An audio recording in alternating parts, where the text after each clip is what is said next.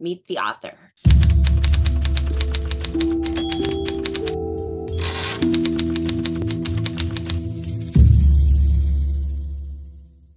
What is going on, everybody? We are back here again, rolling out Meet the Author, your host, Malik Brown. And of course, every time I say Meet the Author, we have an amazing, talented, spirited author in the building. And today, this week, we have no other than Miss Diane Brown. She is the author of the book, Black Candle Women. Miss Diane, how are you doing today? I'm doing really well. How are you? I'm doing good. Glad that you were able to take the time out to speak with us today about this amazing book that you've come out with. And yes, so I mean, let's dive right into it. Let the people know. Don't give us everything, but if you could give us a short, quick synopsis of what Black Candle Woman is, what can you tell us? Sure. Well, Black Candle Women tells the story of the Montrose family. These are generations of women. They live in the same home in Long Beach, California. They've lived their quiet, solitary lives as a protection from a curse, one that will kill anyone with whom a Montrose woman falls in love. And this is something unbeknownst to the youngest Montrose woman, 17-year-old Nikki, who brings home a boy for the first time. And that pushes the family to grapple with the curse. We also travel back to 1950s New Orleans through the matriarch of the family, Augusta, to learn about the curse's origin. So that's what gets us started and keeps the story going in a nutshell. Before we go any further, I just need to know: is this is real? This is like real stuff? I heard kill, and I was like, oh my God. Are you worried? You have any family members that are cursed or that do voodoo or anything like that? I don't. Okay, you should be okay. Okay. All right, we're good. We're good. So, you're all right. I would love to know what inspired you to write this book. So I have my family, both my parents are from Louisiana. So I would spend my summers there. Every year we travel by Amtrak and I get to spend time there with my relatives.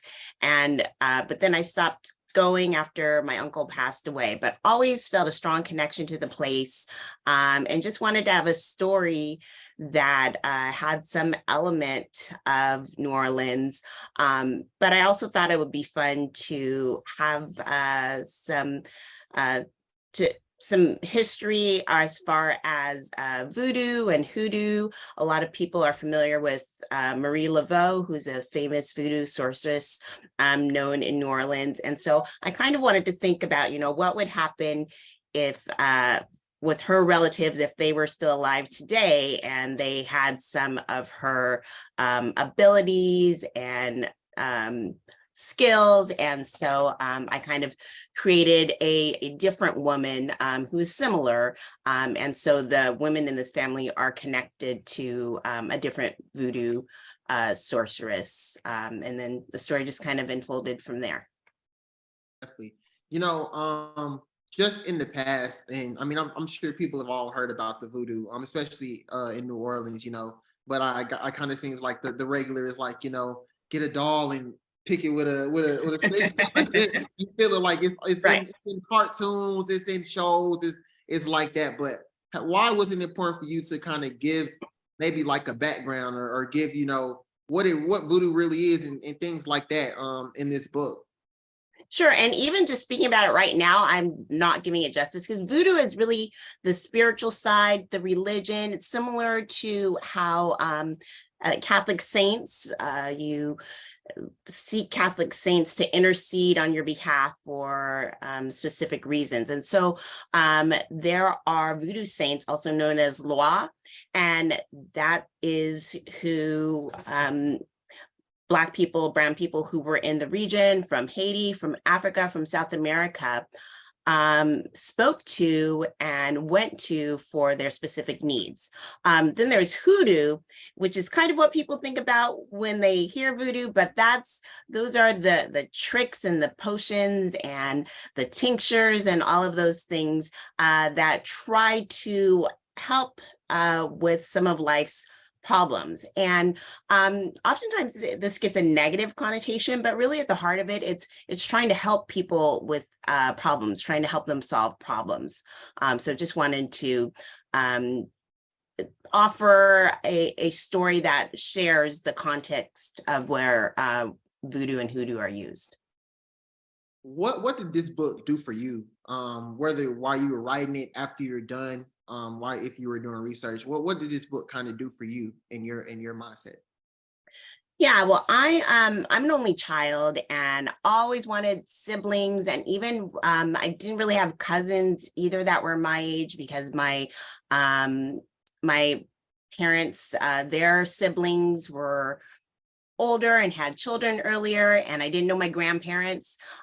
So always had a very active imagination, always playing pretend and making things up. And so this was kind of I'd say a grown-up way for me to create some of those family dynamics that I always wanted. There's a big sibling relationship that's a part of the story, and also with grandparents and having those important family bonds. Not that I have great family bonds now. I'm lucky enough to have sisters-in-law now, but really that was something that I so desired in childhood. And so that was kind of, I think, an exploration for me and served that purpose for me in writing it. Going to the title, of course, Black Candle Women. Why did you want to show the impact of women in this book? What was important for you to to highlight women, especially when it comes to things like voodoo or hoodoo and those types of things? Why was it special for you to highlight women?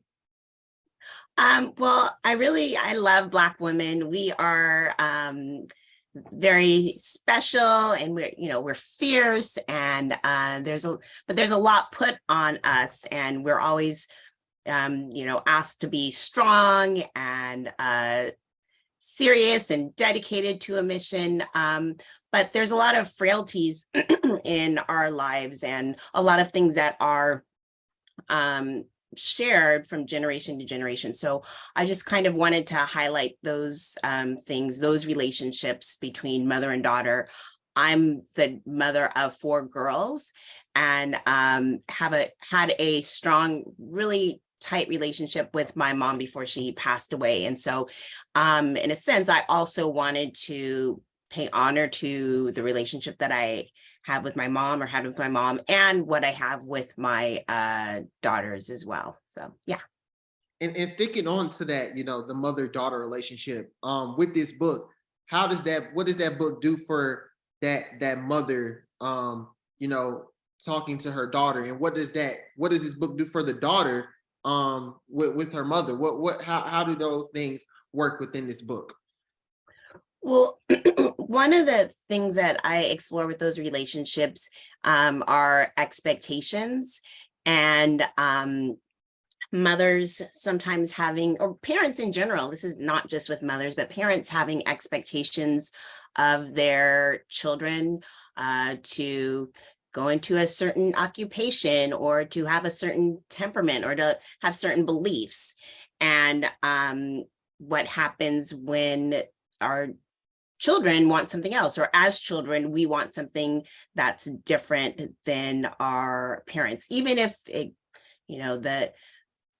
cultural norms might be outside of what our family wants or expects, or also expectations or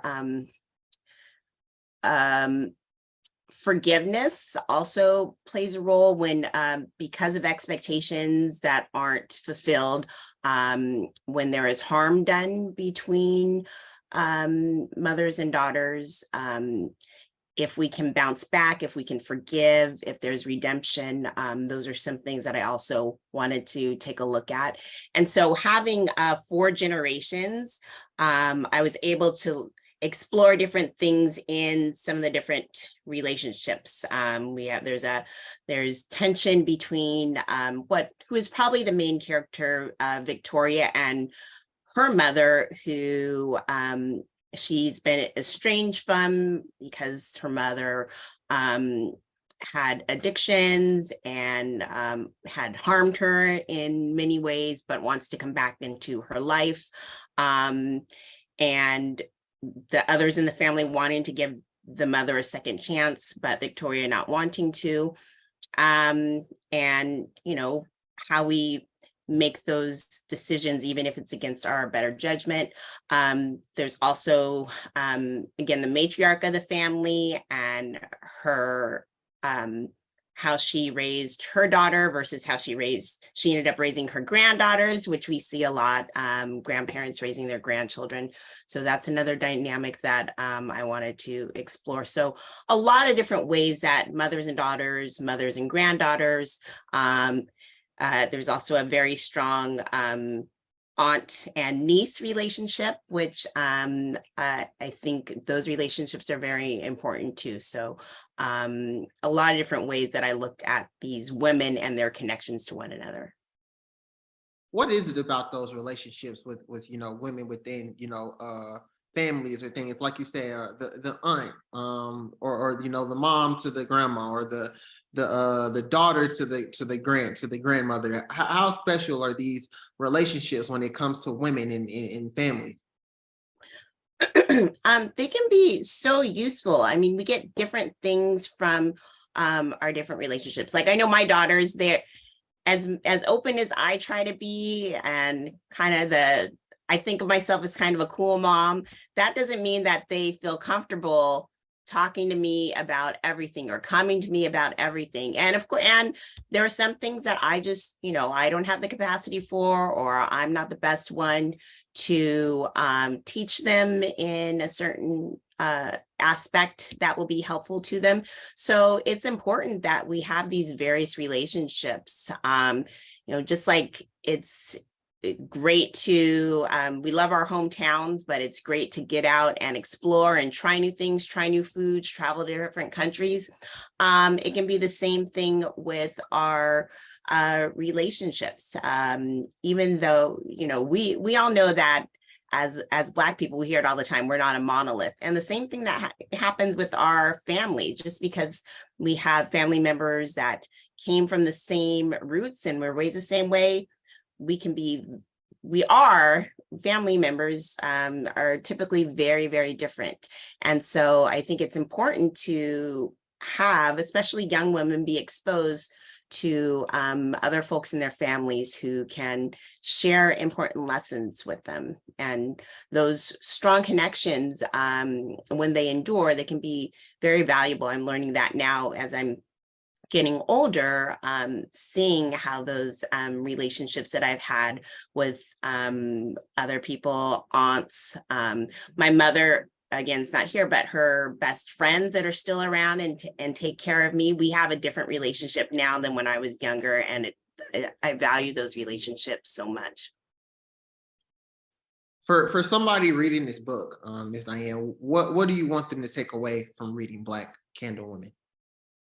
Well, I really want, what I really kind of wanted with this book is just to share a family experience and how they navigate their way through it, and to be a voyeur of somebody else's life for a little while, to have an escape.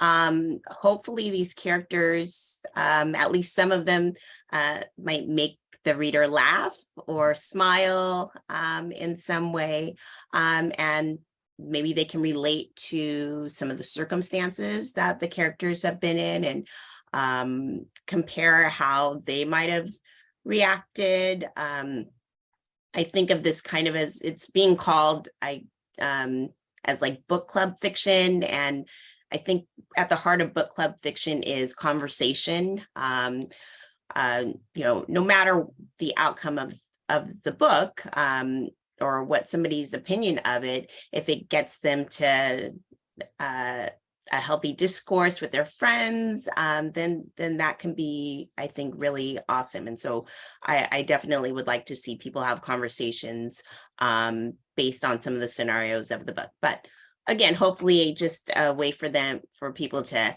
get away for a little bit, escape for a little bit, and have a little fun. Definitely. And speaking to that last point, I want to ask you a fun question before we go. The perfect setting to read Black Candle Woman, is it on the beach, or is it in your on your couch, on the bed? What kind of coffee? Is it coffee, or is it a cocktail? What's the perfect setting to read Black Candle Women in your eyes? For me, and this is funny because there's been actually a couple of people that have early copies who have posted this. So definitely with a cocktail, some kind of concoction, something that'll, you know, melt your throat, or something really strong. And I'd say in a bathtub, a warm sudsy bath, maybe with some lavender or something to arouse the senses, and definitely with candles burning. I'd say that's a perfect spot. That's what we call a vibe. That is It's a vibe. Definitely. Well, Ms. Diane, thank you so much for coming on and speak with us about Black Candle Woman. Before you go, let the people know where they can find the book, where they can find you, if you have social media, if you have anything else coming up. Let the people know everything about yourself. Sure. Well, Black Candle Women will be available on February 28th, 2023 at any bookstore. You can find it at your favorite local indie or wherever you buy books, Barnes and Noble, Target, anywhere you buy books. And you can find me on social media. I am at Writer Die Chick, WRITERDICHICK, on Twitter and on TikTok. And I am at Diane_Marie_Brown on Instagram. Well, you all heard it here first. Make sure you go grab a copy of Black Candle Woman, February 28th, right? Yes. February 28th. Make sure you all go get it. Thank you, Ms. Diane, for coming on. Speak with us about this amazing book that you have, and we'll be here at Rolling Out supporting you. Thank you, Malik. It's great to talk to you. Thank you. Thank you, everybody, for checking us out. This is Rolling Out. Meet the author, your host, Malik Brown, my special guest, Diane Brown, and we are out.